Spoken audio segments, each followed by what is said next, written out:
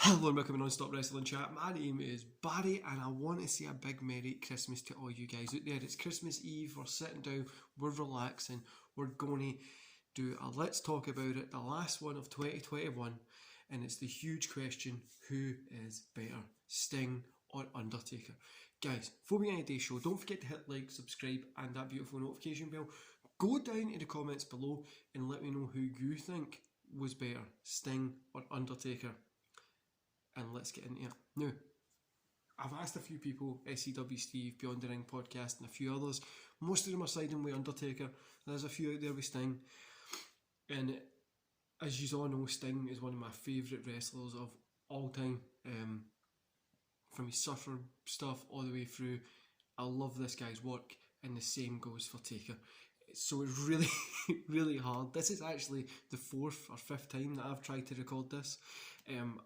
The first one was 45 minutes, the second one was 35 minutes, then the other two I had to stop halfway through because I was just rambling on. So hopefully we're going to get a good video out of this, guys, and yeah, I hope you're spending some time with your family at Christmas. If you're not, reach out to a friend.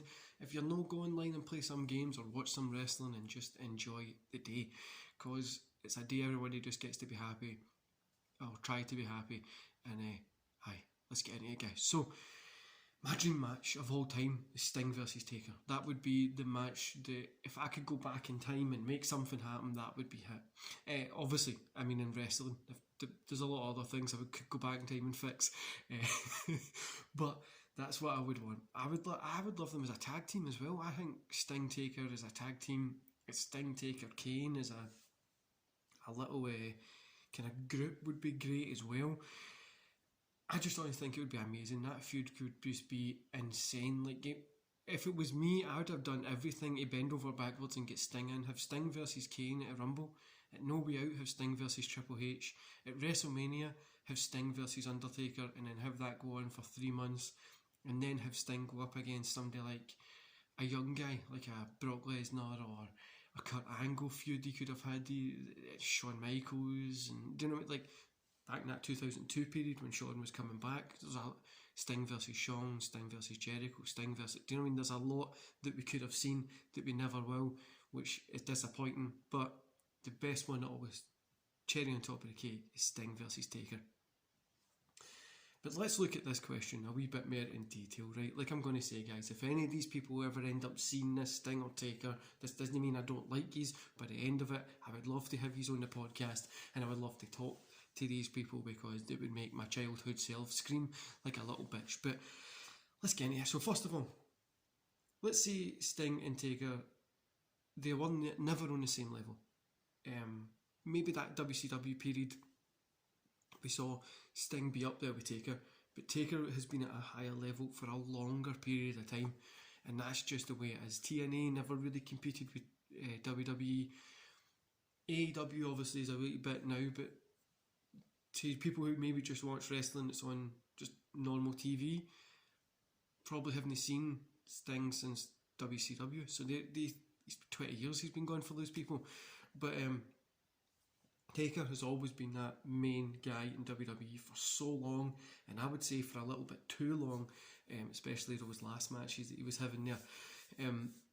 But if you think as well, like, WWE's just always had that bigger presence worldwide, and they were still a little bit, WWE was a more over worldwide than what WCW was as well. So Undertaker does have that edge, but if we're taking that out of the equation and talking this about two guys, who's better? So Taker, like I said, did his thing at a higher level there, and both these guys were putting on fantastic matches at this time as well, and all the way through their career, especially that period when you think like 2006s, like 7, that Taker was putting on great matches. He had one of my favourite matches of all time, Kurt Angle versus Undertaker at No Way Out 06, and Sting also had one of my other favourite matches, is him against Kurt Angle in TNA. Sting was putting on like lethal lockdowns, like I said, him against Angle. Then on the other hand, you've got Taker going against Orton, Batista, Lesnar, all these guys building them up and stuff like that, and both of them were really, really like helping younger guys come up as well and build the companies retrospectively to what they were in. Stinger probably a little bit more there because he helped boost TNA a little bit more, and Taker was obviously helping advance that WWE train. Now, back in WCW, Sting was my go-to wrestler. I had tons of his toys, same as Undertaker. I had tons of his toys. They were on a card. I was buying them, and it honestly feels impossible for me to pick between these two. And as a kid, and I'm still judging it. I know I'm going to say who I'm going to say is my winner, and I'll change it after it. But when this video's out, it's out. But both guys done a lot for the business. Both of them have had about the same amount of time, coming in at like 1987, 86, I think it was. And the careers have kind of followed similar styles, always changing, always reinventing themselves. Then kind of hitting that period when they stuck with the kind of style. Sting stuck with that Crow gimmick a little bit longer, and Taker obviously done the biker stuff, but he's always been that dead man style. So first, what I do is talk about Undertaker, right?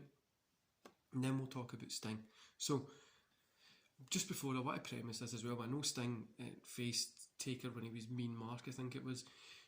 We're not talking about that. We're talking about the Crow gimmick and the Dead Man gimmick facing each other. The Dream one, no, the one when it didn't really matter. But, so let's talk about Undertaker first. You know, the gimmick really shouldn't have worked. It had no right to work. And it just shouldn't have. Like, it just had a funeral guy coming out, and silly in this WWE style for that time, it shouldn't have went over. And for some reason, it's been the most successful character work ever. And it's like, obviously the Rock's character work has been successful, Stone Cold, all that kind of stuff. But these guys are basing that on reality. Undertaker's a dead guy. I mean, it went over. How the fuck did it go over? But it did. And before he had that gimmick, he was just this weird pale ginger dude that was tall and weird. And then when he got the gimmick, he's just this tall guy wearing stupid looking gloves. And he is one of the most recognisable professional wrestlers on the planet at the minute. Well, for the past 30 years. He's been wrestling my whole life. Like, my whole life, Undertaker has been part of wrestling. And, well, as 91, obviously before me, but his gimmick has been there my whole life, and pretty much similar to Sting as well.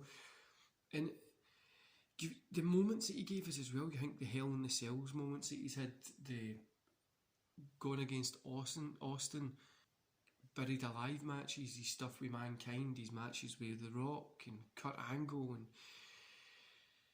Batista, Orton, like, you can go through pretty much every wrestler and that's had a match with Undertaker, and it's been a good match. The fact that Taker was able to change up his gimmick but keep it the same as well through all these years, you know, you had from the grey gloves to the purple gloves, you can tell the different styles.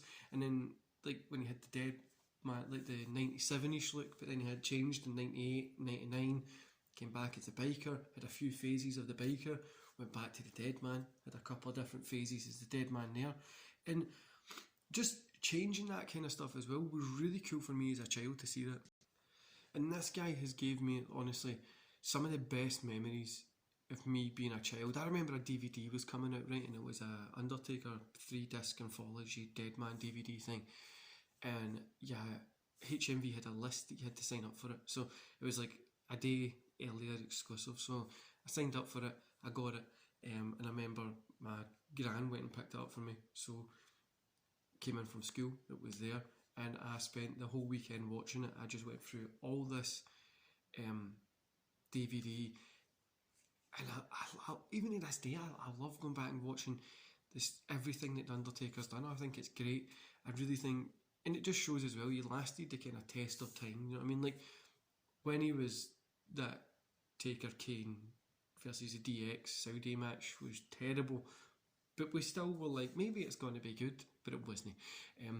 And his later stuff, we forget that, right? But he lasted that so long, like 28 years or something, doing good stuff.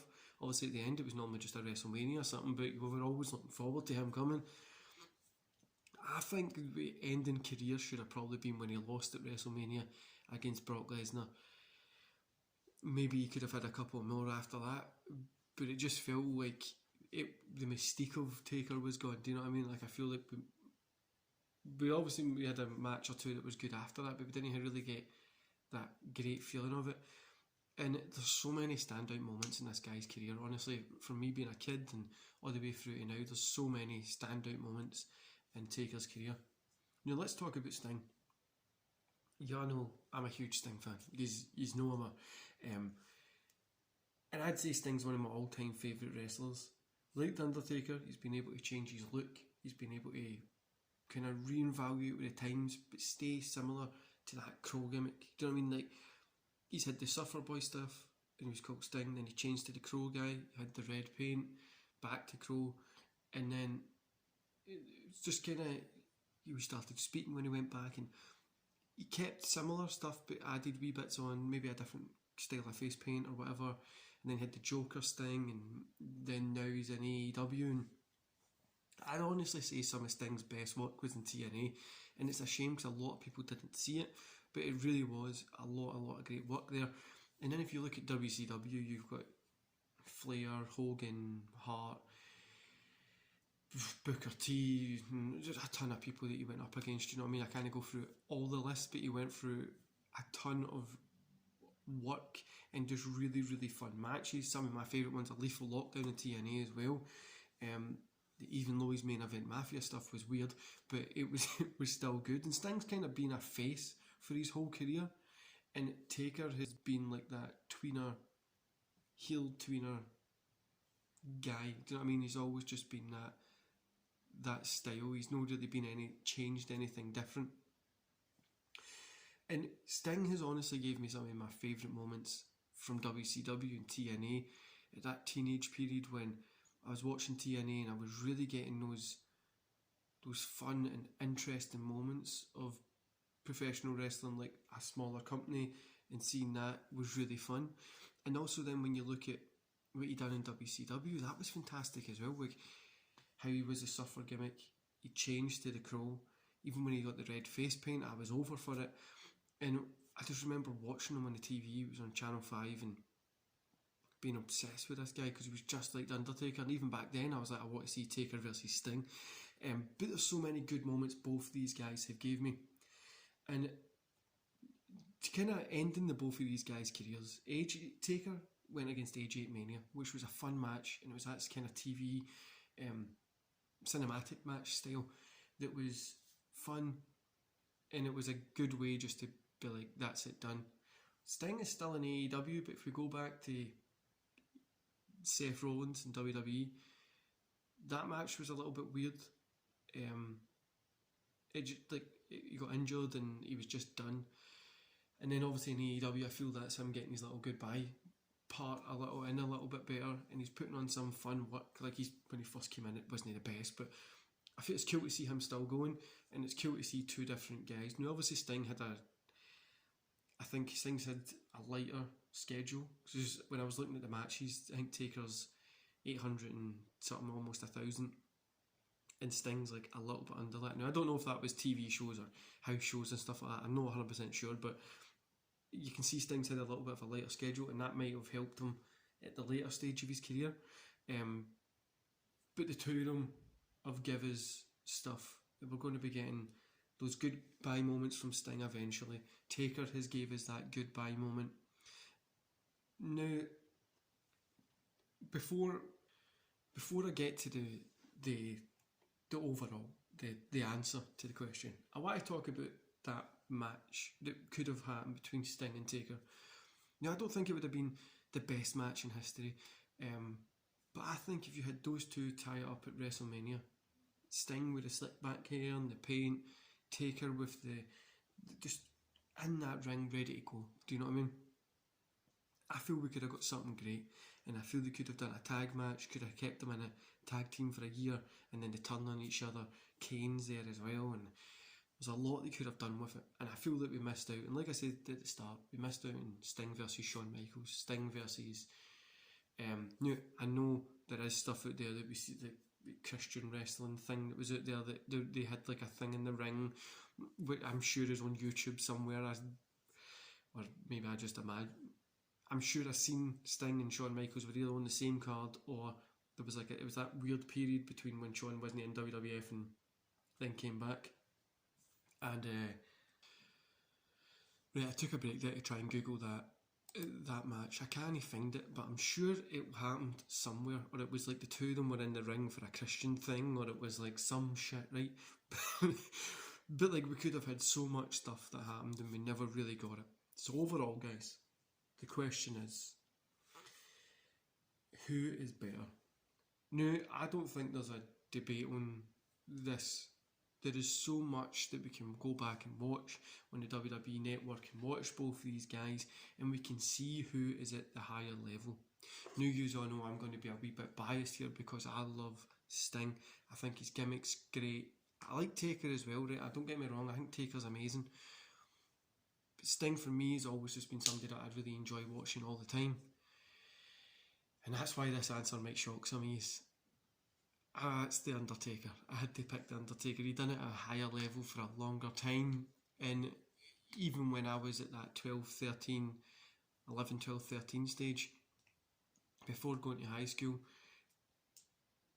I kind of saw Taker as like, just like the primary 7, I don't know, 11, 12, 13, I don't know when I started high school, I can't remember, but those kind of ages, Sting wasn't really there anymore, because WCW got bought over when I was 12, and we didn't get to see Sting, and Taker just took off from there. So that kind of vital period until I found TNA, it was really just Taker, and I had to pick him. He done it at a higher level for a lot longer, and I feel he's got a lot more oh my god memorable moments. I mean, like Hell in the Cells and stuff like that as well.